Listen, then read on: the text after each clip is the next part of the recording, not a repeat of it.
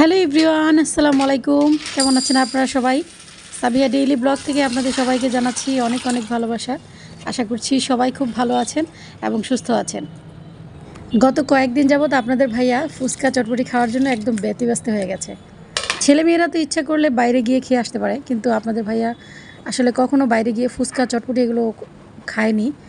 তো সেজন্য আমাকে বারবার প্যারা দিতে থাকে যে ফুচকা বানাও, চটপটি বানাও।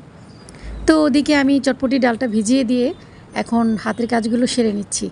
খুব বেশি ময়লা কাপড় হলে আমি সবসময় ভিজিয়ে রাখি, আর আজকে এই কাপড়গুলো যেহেতু খুব বেশি একটা ময়লা হয়নি, সেজন্য আমি সরাসরি দিয়ে দিচ্ছি মেশিনে। ডিটারজেন্টের একটা বক্স অবশ্য আছে, তবে আমি ডিটারজেন্টের বক্সটা খুব বেশি একটা ব্যবহার করি না, কারণ অনেক সময় দেখা যায় কি ডিটারজেন্ট বক্সে কিছু কিছু ডিটারজেন্ট থেকে যায়, যেটা আমার কাছে খুবই বিরক্তিকর লাগে। যার কারণে আমি এইভাবে সরাসরি কাপড়ের উপর ডিটারজেন্টটা ব্যবহার করতে বেশি স্বাচ্ছন্দ্য ফিল করি। আজকে আমি চাপা শুটকি দিয়ে চিচিঙ্গা এবং বেগুনের একটা চচ্চড়ি করব। আর গরমকালে এই চচ্চড়িটা খেতে কিন্তু অসম্ভব ভালো লাগে। অনেকে আছেন যারা চাপা শুটকি ভর্তা এবং ভুনাটাই সবথেকে বেশি পছন্দ করেন, আর কোনো অপশন দিয়ে যদি এই শুটকিটা রান্না করা হয় তাহলে সেটা একদম খেতে চান না। আমিও কিন্তু খেতে চাই না, তবে শুকনা করে চচ্চড়ি করে যদি রান্না করা হয় তাহলে কিন্তু আমার কাছে খুব ভালো লাগে এবং আমি এটা খুবই পছন্দ করি। এখন তো কাঁঠালের সিজন চলছে, আর কাঁঠালের বিচি দিয়ে যদি এই তরকারিটা কোনোভাবে রান্না করা যায় তাহলে তো কোনো কথাই নেই, একেবারে অসম্ভব ভালো লাগে। চিচিঙ্গাগুলোকে আমি এইভাবে লম্বা করে কেটে নিয়েছি। এখন বেগুনগুলোকেও ওইভাবে লম্বা করে কেটে নেব এবং আলুগুলোকেও সেমভাবেই কেটে নেব। আমার নানু সবসময় বলতেন যে তরকারি স্বাদ বাড়ানোর জন্য 20% ক্ষমতা থাকে তরকারি কাটার মধ্যে। আসলে এটা আমিও মনে করি, কারণ যত বেশি সুন্দর করে তরকারি কাটা যায় রান্নাটাও কিন্তু তত বেশি সুন্দর হয় এবং দেখতেও অনেক ভালো লাগে। আবার বিভিন্ন ধরনের মাছের সাথে ম্যাচিং করে যদি তরকারি কাটা হয় তাহলে দেখবেন দেখতে কত সুন্দর লাগে।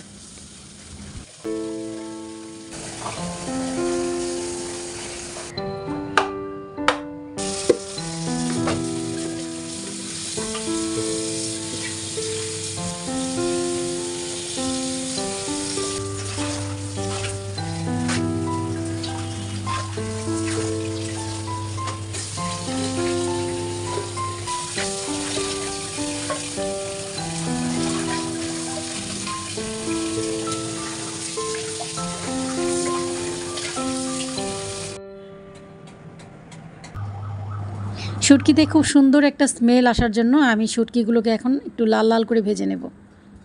চাপা শুটকি থেকে শুরু করে যে কোনো শুটকি রান্না করি না কেন, রসুনের পরিমাণটা যদি একটু বেশি হয় তাহলে কিন্তু শুটকির স্বাদটা অন্যরকম বেড়ে যায়। তো এখানে আমি একটু কাটা রসুন ব্যবহার করেছি আর একটু পেঁয়াজ দিয়ে দিলাম। হলুদের পরিমাণটা অল্প দিব এবং মরিচের পরিমাণটা একটু বেশি দিব, একটু ঝালঝাল করে রান্না করব। শুটকি মানেই তো একটু ঝালঝাল, তো একটু ঝালঝাল করে রান্না করলে শুটকির স্বাদটা ভালো লাগে।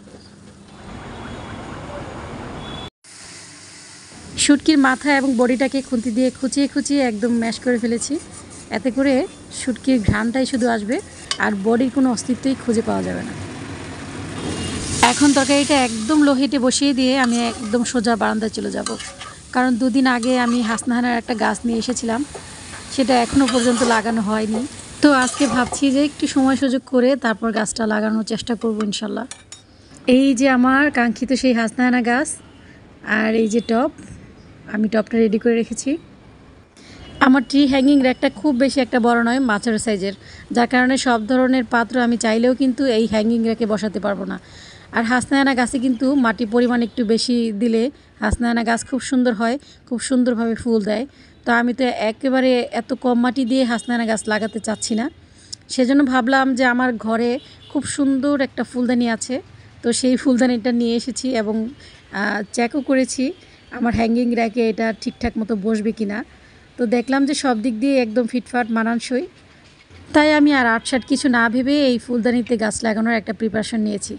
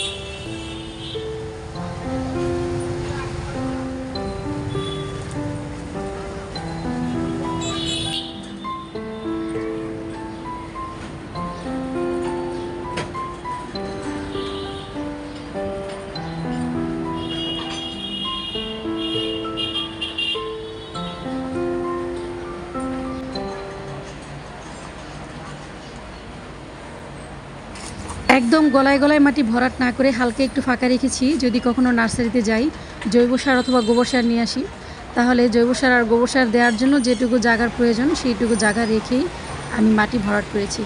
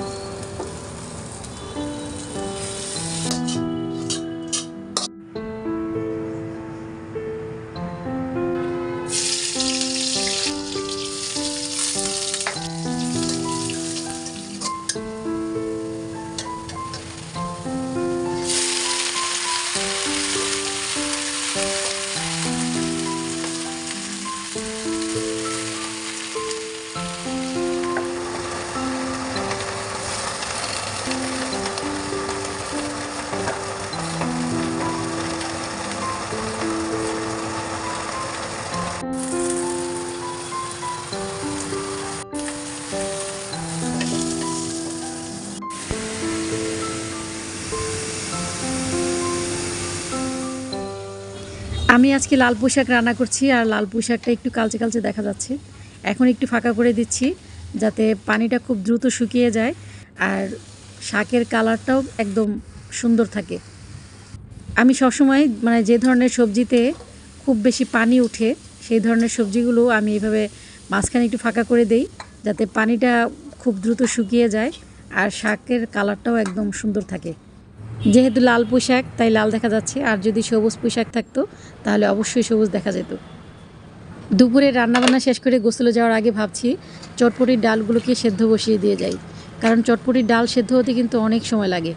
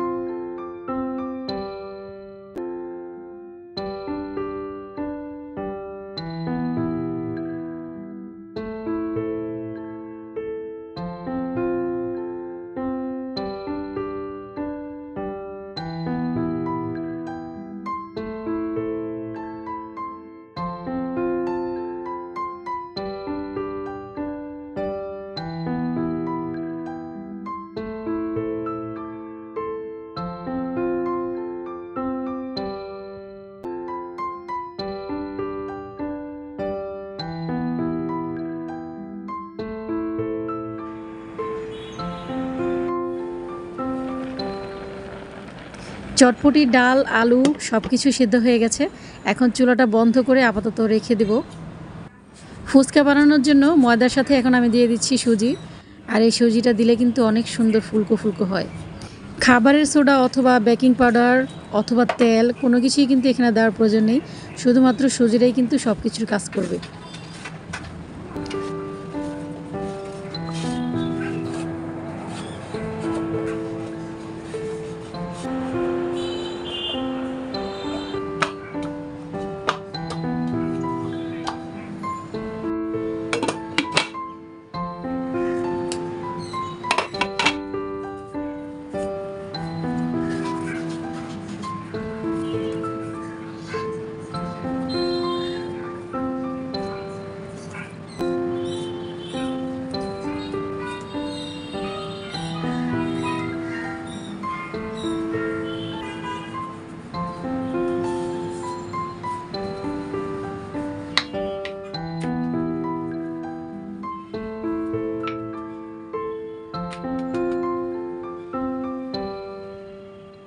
ফুচকা রুটিটা আমি খুব বেশি মোটাও করিনি, আবার খুব বেশি পাতলাও করিনি। খুব বেশি মোটা করলে ফুলতে চায় না, আবার খুব বেশি পাতলা করলে কিন্তু ফুলে একদম ফেটে যায়। তো দুটোই কিন্তু খুব ক্ষতি, সেজন্য আমি একদম মাঝারি সাইজের রেখেছি। আর কফির যে ছোটো বোতল আছে না, সেই ছোটো বোতলের ক্যাপ দিয়ে এখন আমি একটা শেপ তৈরি করে নিয়েছি।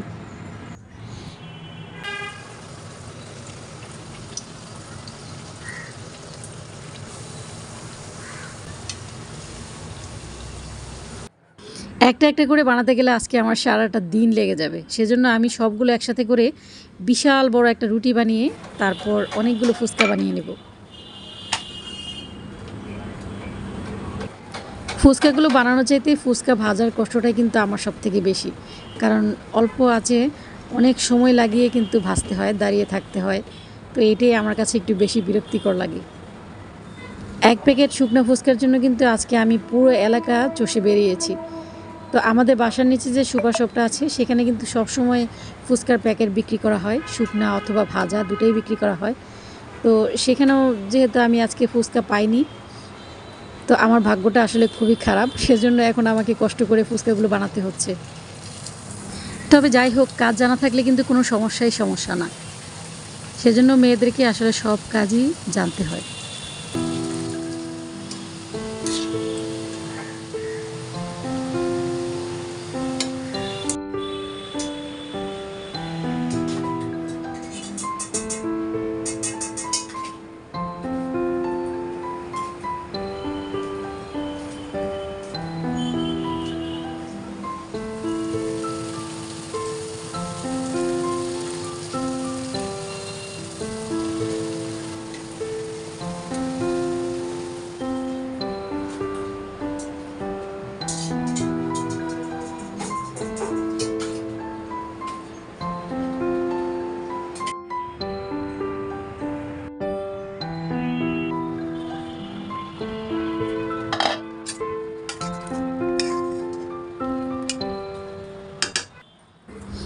আজকে আমি চটপটিও বানাচ্ছি এবং ফুচকাও বানাচ্ছি, তবে ফুচকার জন্য একটা স্পেশাল আলু ভর্তা এখন বানাতে যাচ্ছি আমি। আর এই আলু ভর্তাটা মানে অসাধারণ লাগে। অনেকে আলু ভর্তার সাথে কাঁচা ছোলা অথবা সিদ্ধ ছোলা ব্যবহার করে, তবে আজকে আমি ঘুগনি ব্যবহার করব, সিদ্ধ ঘুগনি। আর সিদ্ধ ঘুগনি দিয়ে বানালে কিন্তু অসম্ভব ভালো লাগে।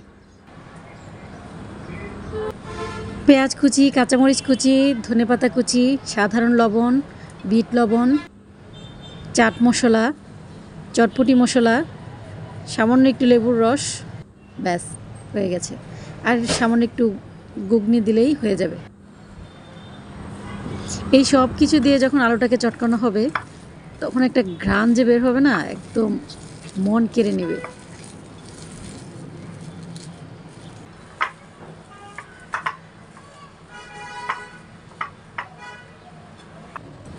তেঁতুলের কাপটা আমার আগে থেকে বানানো ছিল ফ্রিজে, তাই আর নতুন করে তেঁতুল গলানোর কোনো প্রয়োজন মনে করিনি।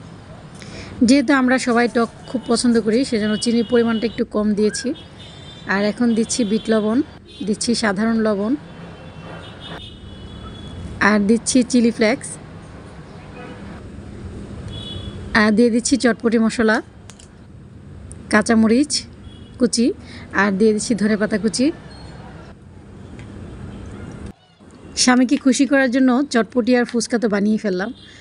এখন জানি না সে কতটা খুশি হবে, তবে আমার দিক থেকে তো আমি শতভাগ চেষ্টা করেছি স্বামীকে খুশি করার জন্য। আর এই চেষ্টাটাই কিন্তু আসলে অনেক কিছু। আমার আজকের ভিডিওটি আপনাদের কাছে কেমন লেগেছে অবশ্যই কিন্তু কমেন্ট করে জানাবেন এবং একটি লাইক করে দিবেন। আপনাদের একটা লাইক এবং ভালো কমেন্ট পেলে আমি যে কতটা খুশি হই সেটা আসলে আমি আপনাদেরকে এখন ভাষায় প্রকাশ করতে পারবো না। যারা আমার চ্যানেলটিকে নতুন দেখছেন তাদের কাছে রিকোয়েস্ট, প্লিজ আমার চ্যানেলটিকে সাবস্ক্রাইব করে পাশে থাকা বেল বাটনটি বাজিয়ে রাখবেন, যাতে করে আমার নিত্য নতুন ভিডিওগুলো সবার আগে আপনাদের নোটিফিকেশনে পৌঁছে যায়। চটপটি ডালটাকে আমি সবগুলো উপকরণ দিয়ে আগে থেকে একটু সাজিয়ে নিচ্ছি, এতে করে নতুন করে প্লেটে ঢেলে ঢেলে আবার সাজানোর কোনো প্রয়োজন নেই। একবারে সাজিয়ে নিলে আসলে এটা অনেক ধরনের সুবিধা।